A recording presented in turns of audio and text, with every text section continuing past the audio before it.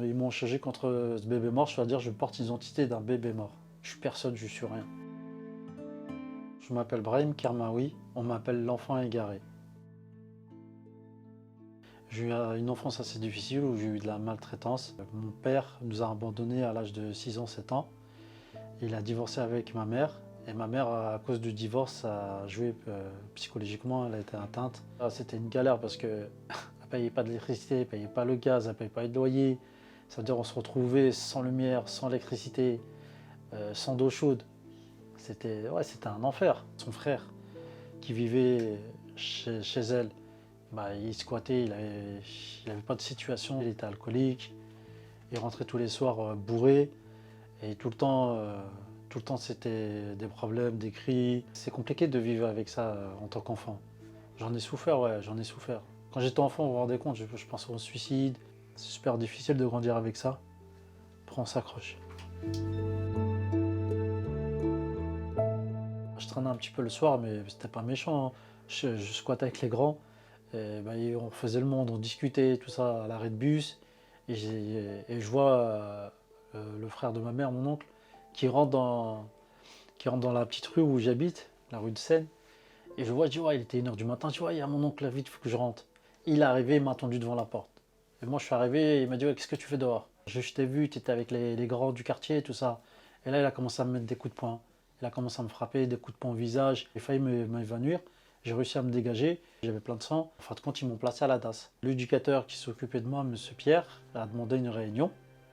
Parce qu'il s'est passé quelque chose de grave, parce que je suis resté quand même 2 semaines à l'hôpital. Elle a demandé à ma mère de venir à la réunion avec le directeur de l'ASE.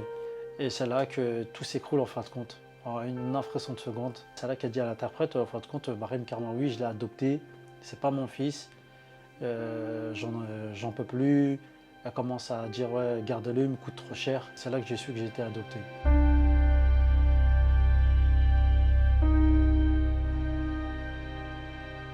Je commence à comprendre le rejet, l'amour que j'ai pas eu en tant qu'enfant.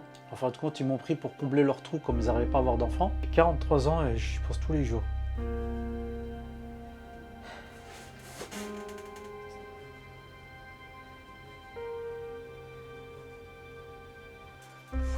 Ça me poursuit.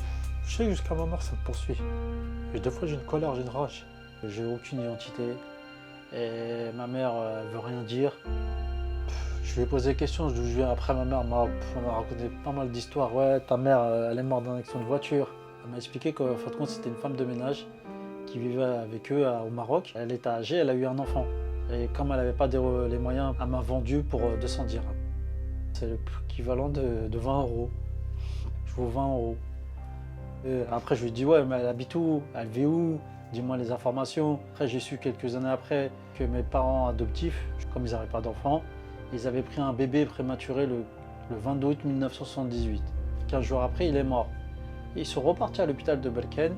Ils m'ont changé contre ce bébé mort. C'est ça. C'est ça mon histoire. Ils m'ont changé contre ce bébé mort, c'est-à-dire je porte l'identité d'un bébé mort. Je suis personne, je suis rien.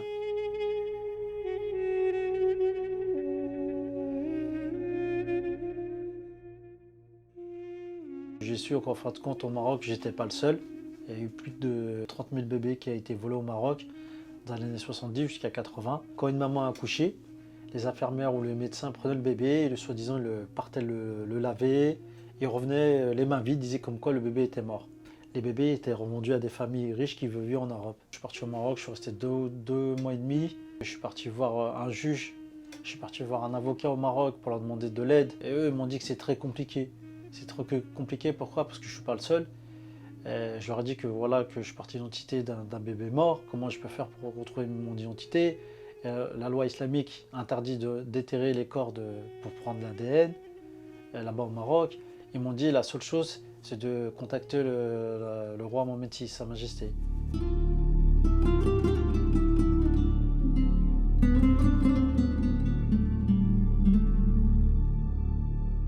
J'avais contacté l'ambassade, j'avais contacté mon palais royal, j'avais envoyé un courrier. Eux, ils m'ont dit qu'ils ne pouvaient rien faire pour moi.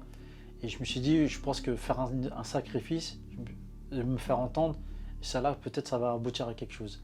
Et c'est là que je me suis dit, il faut que je fasse ce périple à vélo de Paris à Rabat pour sensibiliser ma cause. Le 31 juillet, j'ai fait mon départ. J'ai traversé toute la France, j'ai traversé l'Espagne, j'ai risqué ma vie.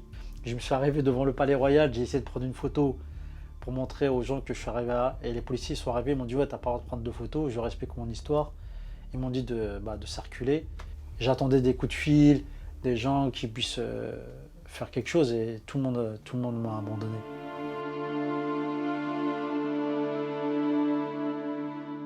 Après plus de 10 ans de recherche, je me sens fatigué et résigné. Chaque année, je fête mon anniversaire à une date qui n'est sûrement pas la mienne. Chaque jour, je me demande quelle aurait été ma vie si j'étais resté au Maroc. Alors oui, j'aurais aimé connaître mes origines, mes racines. Au-delà d'un nom, j'aurais aimé appartenir à une histoire familiale, d'avoir un papa, une maman. Aujourd'hui, je décide de voir les choses autrement. Je ne suis peut-être le fils de personne, mais je suis le père de 2 petites princesses merveilleuses, Salma et Souhaïla. Et quand je les entends dire que je suis le plus gentil papa du monde,